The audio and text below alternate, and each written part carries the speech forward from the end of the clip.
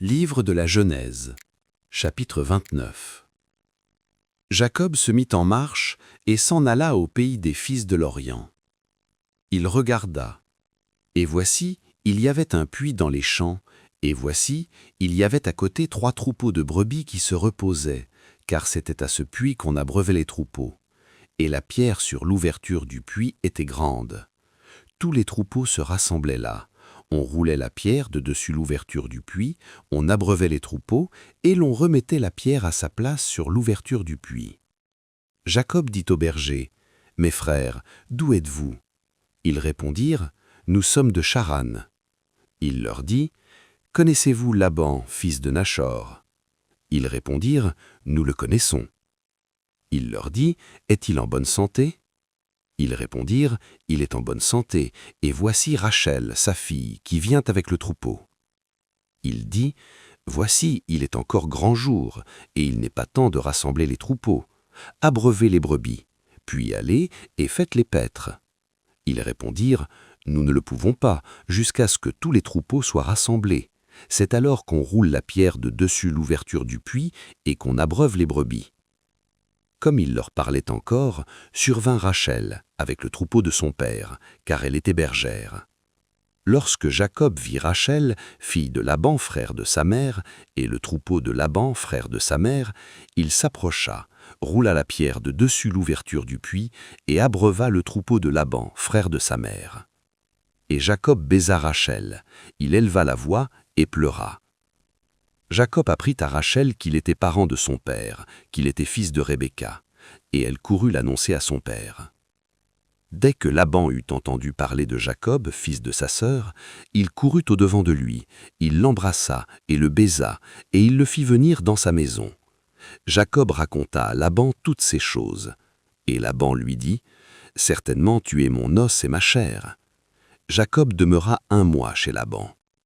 Puis Laban dit à Jacob, « Parce que tu es mon parent, me serviras-tu pour rien? Dis-moi quel sera ton salaire. » Or Laban avait 2 filles. L'aînée s'appelait Léa et la cadette Rachel.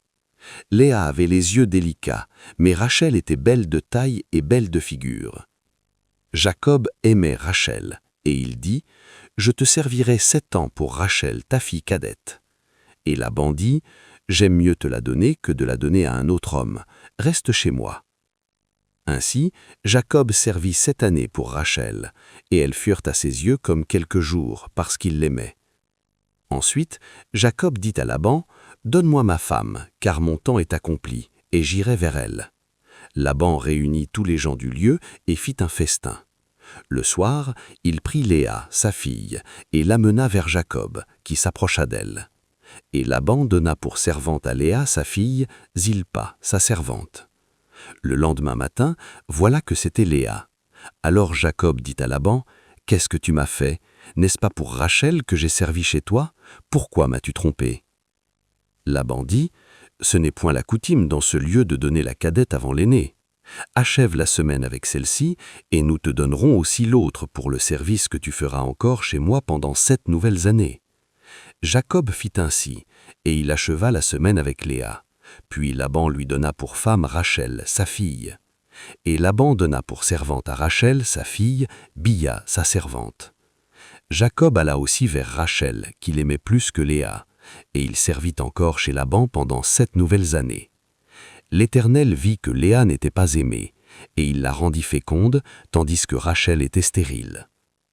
Léa devint enceinte et enfanta un fils, à qui elle donna le nom de Ruben, car elle dit, « L'Éternel a vu mon humiliation, et maintenant mon mari m'aimera. » Elle devint encore enceinte et enfanta un fils, et elle dit, « L'Éternel a entendu que je n'étais pas aimée, et il m'a aussi accordé celui-ci. » Et elle lui donna le nom de Siméon. Elle devint encore enceinte et enfanta un fils, et elle dit, « Pour cette fois, mon mari s'attachera à moi, car je lui ai enfanté 3 fils. » C'est pourquoi on lui donna le nom de Juda. Et elle cessa d'enfanter.